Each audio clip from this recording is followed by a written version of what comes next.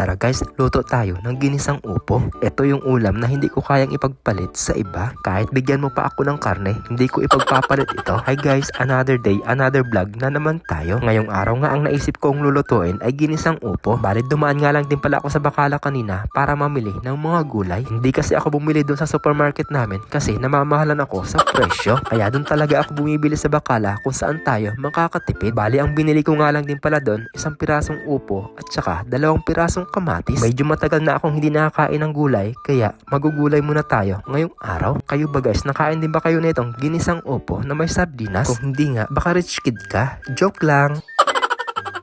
Hindi kasi talaga mapakali ang sarili ko kapag hindi ako makapagluto. Kahit pagod na galing sa trabaho, ay puro luto pa rin ang nasa isip. Mabilis kasi ako magutom guys kapag hindi ako nakakain ng kanin. Kaya kailangan ko talagang kumain para ma-full charge ulit. Ang hirap kaya matulog kapag walang laman ang tiyan. Medyo mura nga din pala itong nabili kong upo. Hindi ko na tinanggal yung buto kasi medyo bata-bata pa. Kaya isinama ko na din sa paggaya. Tapos itong 2 kamatis, hinugasan ko na rin. Nagkamali nga din pala ako sa paghiwa. Dapat pa-slice yan. Akala ko mag-iihaw ako ng tilapia. Kaya ganito ang pagkahiwa ko.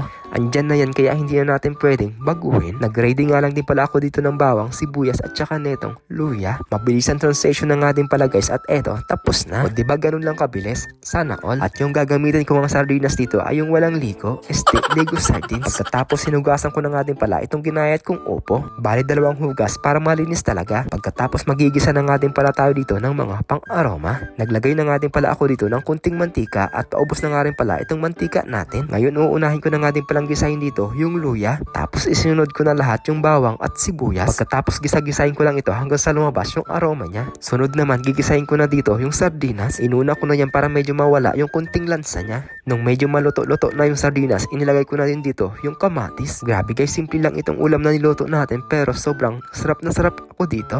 Muntik ko na nga din pala maubos yung isang kalderong kanin na kakasayang lang. Joke lang. Pero sa totoo lang guys, dahil sobrang sarap, nakadalawang plato tayo. Hindi ko talaga alam, sobrang sarap na sarap talaga ako sa mga ganitong simpleng ulam. Mas gugustuhin ko pang ulam ito kaysa sa karne kasi ito ay masustansya. Tapos naglagay na nga din pala ako dito ng mga pangpalasa. Tulad ng magic sarap, hindi talaga pwedeng mawala yan. Naglalagay din ba kayo guys ng pamintang durog or hindi?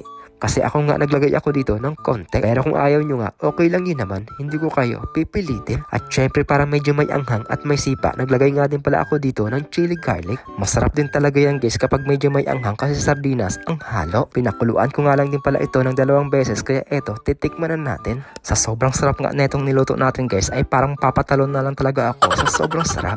Uy, di ka sure? Dahil nagutom na nga rin pala si chef at eto nag-aasikaso na nga rin pala ako para makakain na tayo. O siya guys, kumuha na rin kayo ng pinggan at sabayan nyo ako dito. Lumabas na nga rin pala ako ng kusina dahil dito ako kakain sa labas. Late na nga din pala itong tanghalian ko guys dahil 2:00 na ng hapon. Alauna na din kasi ako nakapag-asikaso para magluto. Syempre video pa tayo para may content. Paki-follow, like, and share na nga din pala itong page natin. Thank you for watching guys. Bye bye!